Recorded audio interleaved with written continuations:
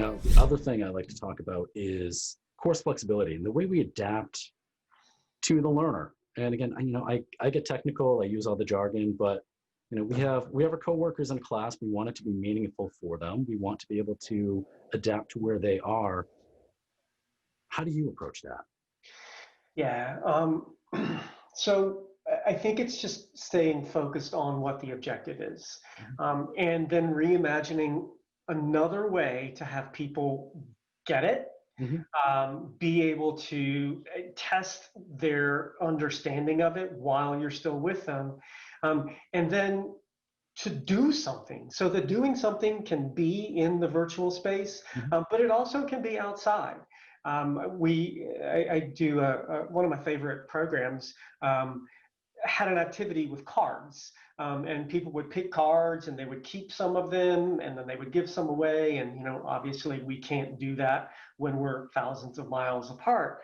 But we figured out a way to adapt that single exercise. And although we didn't use a big deck, we had a variety displayed on a presentation, and people were able to just pick the card from where they sat, and we reframed the ask in that particular activity. Instead of give a card to someone that you think represents them, it was, who do you think you would give this card to on your team? So it wasn't a physical give, but there was that process where they still connected to the objective. So simple things like that allow the same material to be used just differently. Okay. Do you ever run into a situation where you have to change that path that you're taking? And I know I've used this analogy with you before. It's the commuting analogy. It's if I hit traffic at point A, point B, how do I still get to Z? Yeah. It's which route do I need to take to get home if I hit a traffic jam or I hit an accident? Yeah. That's a great question, Mark. And I think it really goes back to just being clear about what the objectives are, know what you've got to do and the amount of time that you have to do it in. And if for some reason something like an accident happens in the learning journey, how can you make it up? And that's just being comfortable enough in your developers who are building the material, and in your own ability to deliver the material. So yeah, exits happen all the time.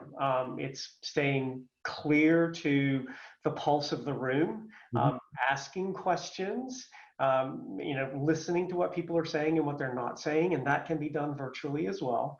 And then just owning the responsibility of communicating the objective. Nice.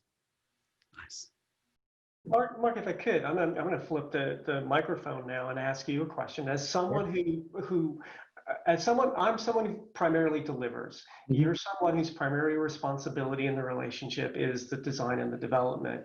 I'm curious, what are your thoughts about, in today's virtual space, about building in options as you develop courses for the ability for someone like me to know that I can go this way or that way or this way?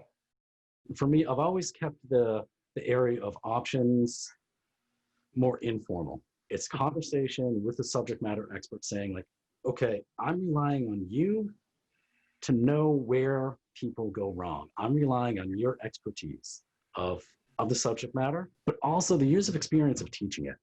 Yeah. Right? It has to be both.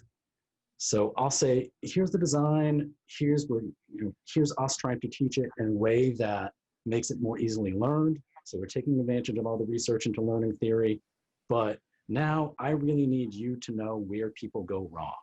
Yep. And I'm thinking of, we worked for a company that did a lot of work in people's homes.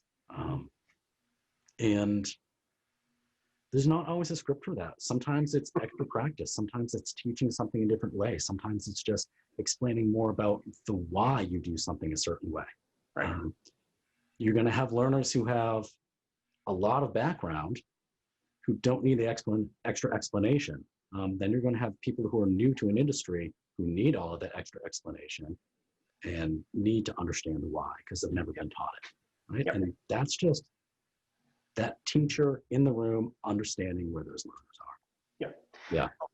And I was listening to a podcast this morning, and it talked about the value of making mistakes in the learning process. Hmm. And so, as a facilitator, there's value in taking an exit that I think is going to get me to where I need to be, and then realizing that it doesn't. And the same is true for the learner, who's attempting to, transfer whatever it is that they have heard about into this behavior. I think it's a win as long as someone gets to that point and they realize, I can do it this way or this way. And even if they choose the old way, I'm going to celebrate the fact that they've remembered, and possibly next time they'll try a version of whatever the new way is. So I think mistakes play a real important role in it too. Yeah, that's very true. Very, very true. And I can only speak for myself here. Sometimes as the designer, or the times that I've been a trainer in a room, I forget that. So I will find so much joy in these moments where I see the learners making mistakes and learning from them. Yeah.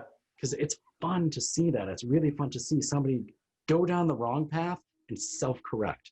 And they back up and then go down the right path. It's really fun to see because that's being embedded in their brain. Totally. Yeah. In a way so much more effective that anything I could have ever said or done would embed it. So yeah. And then, but I find myself as the designer, if I'm the one who's made the mistake, it's, I led them down the wrong path. Yeah. But you're right, there's a learning experience from that. Yep. And if we are open and honest with our communication, I think everybody's okay with that journey. We've all learned together at that moment. Yeah. Yeah.